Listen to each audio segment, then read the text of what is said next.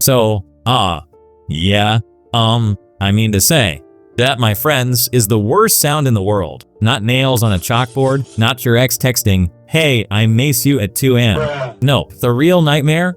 Awkward silence. And let me tell you, I've been personally victimized by awkward silence. Let's talk about the time it ruined my life. The incident. Why I can never go to Starbucks again. So there I was, at Starbucks, minding my own business, just trying to get my caffeine fix. I step up to the counter and the barista, super friendly guy, smiling like he actually enjoys his job, goes, "Barista, hey, how's your day going?" Now this is where a normal person would just say, "Good, how about you?" and keep it moving. But no, my brain had other plans. Instead of responding like a functional human being, I just froze. I didn't say good. I didn't say bad. I didn't even nod. I just stared at him. Like I suddenly forgot how human interaction works. 5 seconds pass. 10 seconds pass. The barista is still waiting, smiling, but you can tell he's now rethinking his life choices. The guy behind me shifts uncomfortably. The entire Starbucks feels like a courtroom. And finally, after an eternity of suffering, I open my mouth and say, "Yes." That's it. That was my answer. Not, "Yes, I'm good." Not, "Yes, I'd like a coffee." Just, "Yes." And then, as if that wasn't bad enough, I decided to make it worse.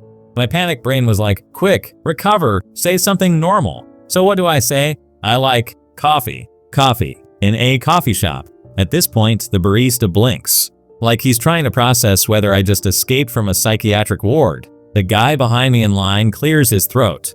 A barista in the back stops making drinks just to watch my social downfall. I have officially lost all dignity. Why does awkward silence feel like physical pain? Because, my friends, awkward silence is actual psychological torture. You know that moment when a conversation just dies and now you're both sitting there making aggressive eye contact like two Sims waiting for a command?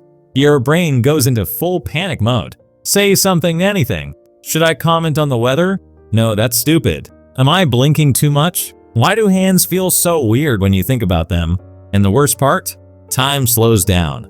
A 3-second silence feels like 3 hours. By the time I recovered at Starbucks, I swear 3 baristas had quit and a new manager was hired. Awkward silence hits different in different scenarios, and it's not just Starbucks. Awkward silence will hunt you down no matter where you go. 1. The first date death silence. You're on a date, things are going fine, until suddenly boom, the conversation dies. Now you're both just sipping your drinks, making weird eye contact, both internally screaming. Now one of you has to revive the convo before it's too late. But instead of saying something smart, you panic and go, "So, do you believe in aliens?" Now your date thinks you're insane.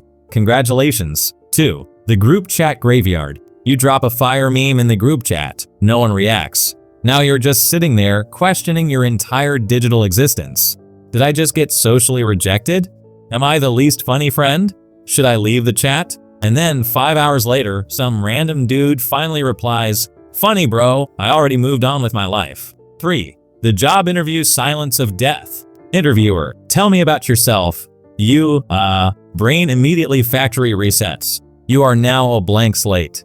You remember nothing about yourself, not your name, not your hobbies, not even how to speak English. So you panic and go, I like, existing? Boom, rejected. How to survive awkward silence like a pro. Listen, we can't stop awkward silence from happening, but we can make it worse for other people. Here's how you take back control. Lean into it. Just stare back, unblinking. Make them feel awkward instead. Alpha move. Say something completely unhinged. Did you know octopuses have 3 hearts? If you had to fight a bear or a shark, which one would you choose? Boom, new conversation. Fake a phone call. Just nod, say, "Oh no, my pet goldfish just texted me, emergency," and walk away. If all else fails, just disappear. No words, no explanation, just leave. So what happened at Starbucks? Back to my social failure. After my tragic, "yes, I like coffee" moment, the barista just slowly nodded. Like he was trying to process whether I was a real human being. I finally managed to order my drink, grabbed it, and sprinted out like I was escaping a crime scene. But the worst part? The next week, I went back. I walked in, saw the same barista, and before I could even speak, he looked me dead in the eyes and said, "Hey." Yes, he remembered. That's it. I can never go back. Starbucks is dead to me now. Final life lesson. Embrace the awkward. At the end of the day, awkward silence is part of life. It happens to everyone, even famous people, even world leaders, even aliens judging us from space.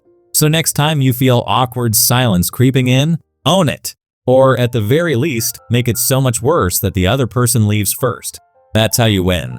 At the end of the day, awkward silence is just a reminder that social interaction is a scam and none of us actually know what we're doing.